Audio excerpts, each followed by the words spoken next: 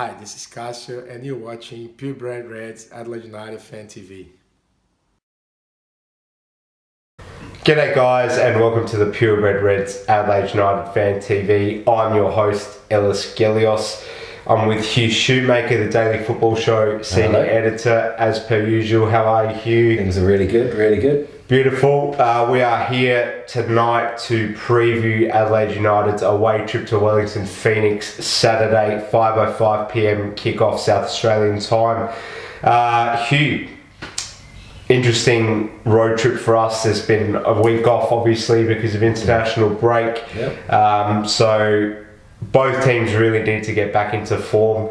It'll be really interesting to see how this one goes. We'll start with the ins and outs for both teams. So for Adelaide, Taylor Regan is promoted, as well as Nikola Miliuznic and Carlo Armiento, who recently won a senior team contract. Young gun. Yeah, upgraded. His young central midfielder upgraded from a scholarship deal that he was on with the club.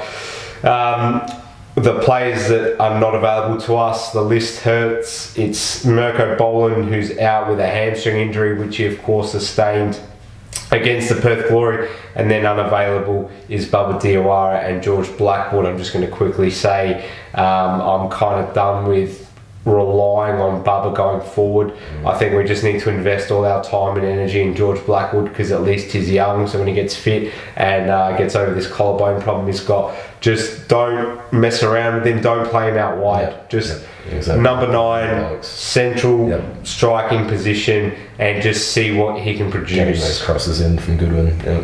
Correct.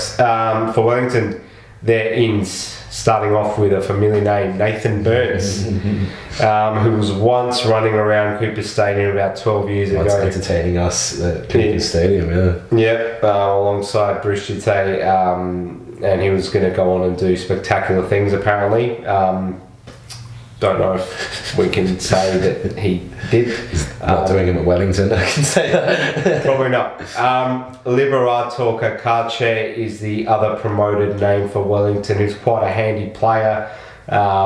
If you haven't watched much of Wellington, assuming most Adelaide fans haven't, he's a real skillful player, quite quick as well. Bit of an X factor. For them, no outs and no one unavailable. Now, we'll move straight into our Daily Football Show predicted lineups. So, Hugh, do you want to take us through that, starting with Adelaide United? We'll start with the Reds here. So, of course, big Paul Izzo in goals. The back four, I've got down Moroney, Jacobson, LC, and Ryan Strain coming in. I'd like to see Strain get some minutes. Yeah, in the fullback role. Yeah. So Vince Leah next to Isaias there in the holding roles. I think that's a no-brainer there. And then the trio of Ilso, Halloran, and Goodwin behind Stamatolopoulos. Sounds good. Moving into Wellington. Yep. So Wellington goalkeeper Curto, back Doyle, Durante, Taylor, and Fox. Marty Sosa. Sarpreet Singh there, Mitch Nichols in the midfield, and Lewis Fenton, Williams, and I reckon Burns is going to come straight in there. Okay. Up front. Just want to ask you quickly, hasn't really been a lot of debate about who that next best midfielder is that should step in for Adelaide. So obviously there's no Boland now. Yeah, it's tough with Boland getting injured, yeah. Absolutely. When it comes down to Vince Leah versus Konstantopoulos, and even Konstantopoulos' younger brother Kieran Konstantopoulos. We don't know a lot about Kieran. We haven't really seen a lot of him. He's still quite young, but Nathan's played a fair few A-League games now. From what you've been able to observe, what does Vince Leah actually bring other than experience, which is sort of should get him ahead of Konstantopoulos in the pecking order? Yeah. Apart from experience? His style of the ball, you wouldn't call it like eye-catching football that he plays, but he's composed. He's composed with the ball at his feet, and he's got good decision-making. Yeah. Yeah, he's got a sound mind. Okay. And, if he's not afraid to take an opportunity when it presents itself. We remember a couple of, crackers that Vince Lee has belted in. So. That's true. But ironically, I was just about to point out that I think Nathan Konstantopoulos probably brings more in an attacking sense. Yeah. So now that you have lost Mirko Bolan, it probably limits or restricts us in the way that we can't really push Isaias in more of a sort of number 10 role. Indeed. So if Isaias comes back again into the deeper. So if you're bringing in Vince Leah, how's this midfield going to work now, in your opinion? Yeah, it does. Does it stunt our attacking potential? I guess that's the big question. Yeah, exactly. Because we all know, Goodwin and Halloran have been pretty on point. When they can get the ball. But getting the ball to them now, which is Perth. That's what Perth did in the loss. They stopped us getting the ball down those channels into the vital attackers there. So it could be a problem of midfield becoming too defensive. We'll get back to that. So just to point out some quick head-to-head stats, we dominated this one. We've beaten them 18 times. They've beaten us 8 times, and there's been 9 draws between the two teams. We'll just move into our key points segment. So starting with number 1, are we able to bounce back after a poor performance and a poor result a fortnight ago against Perth? Yeah, I think our start to the season showed that we had a bit of difficulty against Sydney in the first game, but then we were able to bounce back in the FFA Cup final and get the win against them there. I reckon the players will want to prove that to Kurz as well. Once again, they want to stick, make him happy. Yeah, no, absolutely, nothing to disagree on there. We sort of touched on it. How big of a loss is Mirko Bolan going to be?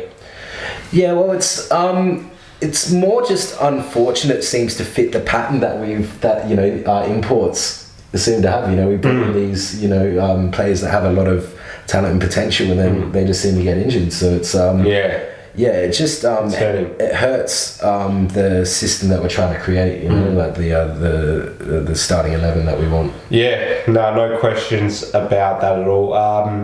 We tend to do well in Wellington, but they are nearly as big. They're in nearly as big of a rut as we are in at the moment. So they're going to have plenty of their own motivations going into this game. What should we expect? Should we perhaps think that it might be logical for Marco Kurz to go out and just tell his players to consolidate for the first 45 minutes, not concede, and just make sure that we don't get sort of caught in a trap like we did against Perth last time out?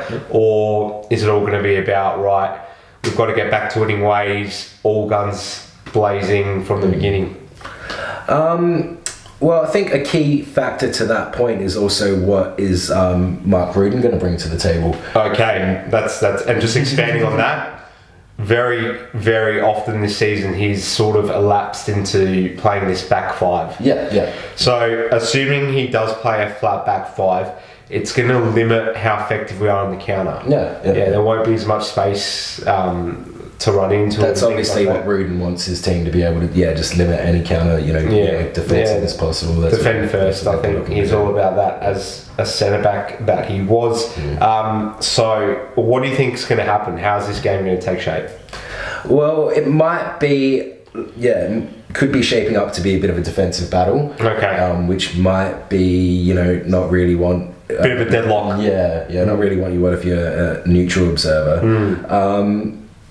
Well, I don't see, once again, I just don't see Wellington having the necessary quality in their lineup, if I'm not to be too blunt, to last against what we can bring to, to keep us out for the full 90 minutes. Would you change anything to our lineup?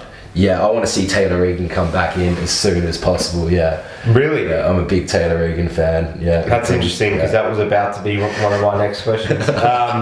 That's fair enough. There's been a bit of talk about that. Now, interestingly, so that's all you change? Yeah, really. Yeah, from what I can see here, we don't have any other strikers available. So. I mean, I don't know. You could try someone else. up front. There's nothing stopping you from doing exactly. And it is against It's Wellington away, so if there is any time to like get a bit freaky, then maybe Ken Ilso's a false line or something. Marco Kurz says it's one of the toughest away trips he's ever had to deal with. Discuss this. Feeds back into your point of even Rudin playing the back five now. They've just always played defensively. And they don't try to impose themselves so much as their home ground. They don't try to make it a fortress. Yeah, exactly. Yeah, translate the home fixtures into goals. I was about to say, I think he's coming more from the side of the furthest amount of travel we'd ever have to do is to another Scandinavian country or something. Exactly. So he wouldn't be used to for a Europa League game. So to be travelling now the 5 or 6 hours or however far away Wellington is, just a completely new dynamic for him that he's trying to get used to, and it's only his second season in Australia, of course. So exactly right. It's interesting that foreign managers come in and suddenly, imagine someone coming in at Wellington Phoenix who's not Australian or a Kiwi, like the manager they had last season, Kaledzic or however you pronounce his name. Last long anyway. Like him having to make the trip to Perth. That's like one side of Europe to the other. So I think we tend to just Wellington comes around and it's just Wellington, but we don't really think about the fact that the distance that you're traveling that distance and then having to play a game of football for 90 minutes. And it's not like an England-Wales scenario where Wales is literally sharing a border. You are actually crossing the Tasman. So, and Australia's a very big country, so it's pretty interesting to think that we actually do that trip, and we've been doing it since the inception of the league. And no one really complains too much about it. Going into the centre-back sort of scenario that we have, I think Marco Kurz is pretty stuck on Elsie and Jakobsen. That seems, Elsie seems like he's a permanent fixture, and Jakobsen's taking up an international spot. So to take one of them out, it doesn't seem like something that Kurz has on his mind. But Taylor Regan, to credit him, has always been really good ever since he came to the club and he's coming to do a job. I remember the FA Cup game against Victory last season where he... I was going to bring this up where he wrecked that. I think that's pretty much what everyone just has in their mind whenever Taylor Regan gets brought up. Just pretty much murdering Mitch Austin. At Martin. But I really like Taylor Regan because I think he brings a sense of passion and pride that you don't see a whole lot of from other players. Exactly. And even just something small like he got so involved in the FFA Cup final celebrations when he didn't. I don't think he played a minute, or he came on in the 92nd minute or something. He wasn't bitter about his playing time, he was just getting around to see the club. Get the achievement. So I really like that about him, and I think he's capable. So, given that we haven't kept many clean sheets, in fact, I believe only one out of the first 4 games in the A-League, and it was against the Mariners, wasn't it? Yeah, and if you include the FA Cup final against Sydney, we haven't really kept a clean sheet since we played Bentley Greens away in the FFA Cup. You've got to consider that, don't you? If you're Kurz, indeed. They might be player for player your most preferred pairing, but if they're not keeping clean sheets and Taylor Regan's doing everything right in training and stuff like that, then do you have to maybe consider... I think, especially from what we saw with LC against Perth as well, he was throwing we're trying to play the ball out from the back, but there's LC, there's mistakes being made there that are putting us under pressure, putting the defense under pressure and leading to cheap goals. A lot of the goals we've conceded so far this season have been pretty cheap. I'd love to, not just because I'm a fan of his physicality and the, what he brings to the pitch, but just Regan to come in, experiment a bit, especially, against Wellington, you got the chance to experiment, well said. Finally, last point, is this a game where Ken also has to finally step up? We need to see more of him, obviously. Like I always bang on about, and I don't want to sound like I'm getting on his back, but he is taking up a visa spot. Yep. And if you've brought someone in who is counting as a visa player and is not even starting, I'm not satisfied with that at all. Like, hands down. And that just can't be something that keeps happening. I don't care if Marco Kurz doesn't want him in the starting 11. You sign him, and he's taking up a visa spot. Yeah, exactly. Get rid of him in January if you don't want to play him for at least 60 minutes every week. So you don't want it to happen to be another Kavasevic scenario. I was actually on my drive over to our studio here. I was thinking, Ken also might score a hat trick this week. Well, hopefully. I mean, I hope he does, but that is a call and a half. How long will he even play? He might have to score 3 goals in 3 minutes.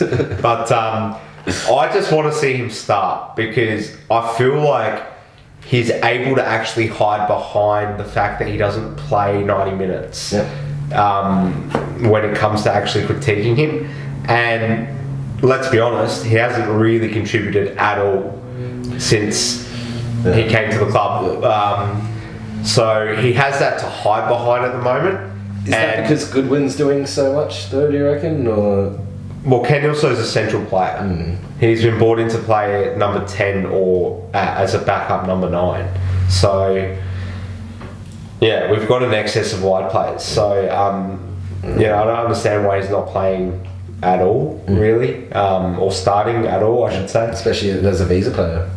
It just whoosh goes straight over my head. I don't understand it. But yeah, no better scenario for him to come into and show us what he's all about. So I hope that happens. Finally, key player versus theirs. I think so. Even in an attacking sense, you look at Wellington's season, and Stephen Taylor's been doing most of the. He's been everywhere, hasn't he? Both sides of the pitch there. So Stephen Taylor, we'll see how he can perform this time out, and still Goodwin. Goodwin's deadliest player at the moment. He's hitting everything right. Looked a bit tired against Perth maybe, but hopefully international break was off. He's been training with the Socceroos as well. So he's had that. Hopefully that's a bit of a confidence booster. Sugar hit for him after having a bit of a. He looked a bit drained against Perth. Not to say anyone was good. I wouldn't disagree with that necessarily. I think Roy Krishna's always a big threat. He's not necessarily got the best end product, but he's got great trickery and he's very quick. If you play those sort of switch diagonal balls, he can. If the defenders sort of misjudge the flight of the ball, he can really be menacing in those scenarios. I'd say Stephen Taylor is going to be hard. Stevie T. It's going to be hard to break down that defence which he leads, and he's done ever so brilliantly to begin this season. All very interesting, sets us up for a really underrated kickoff time, in my opinion. 5:35. Sometimes you're doing stuff on a Friday night. Sometimes it's for instance, tonight I got the 21st. So sometimes, if we're playing tonight, I wouldn't even be able to watch the whole game. And then Sundays, sometimes you're a bit, seedy from the night before. You've got family to visit. It could be a really hot day. Like Sunday arvos, they're not my real favourite kickoff time. The Sunday arvo 2:00 kickoff is the worst. Like 3 games on a Sunday or something. We always seem to get the 4:30. And then Saturday night is Saturday night. You might be having a night out, and that obviously can start from straight after dinner. So I think this is the 5:05 kickoff on a Saturday is really prime. It's the one that you're going to be around for. It's an underrated kickoff hour. Have a few pre-drinks with the A-League. Yes, why not? Thank God for New Zealand's time difference. So 5:05, just to conclude, make sure you like and share everything that we put out on the page. Make sure you listen to the Daily Football Show podcast. And check out the Casio interview. Yeah, that's gone out recently. That's been fantastic viewing. Go to dailyfootballshow.com.au for all your A-League news, and like AUFC News Adelaide United supporter page on Facebook.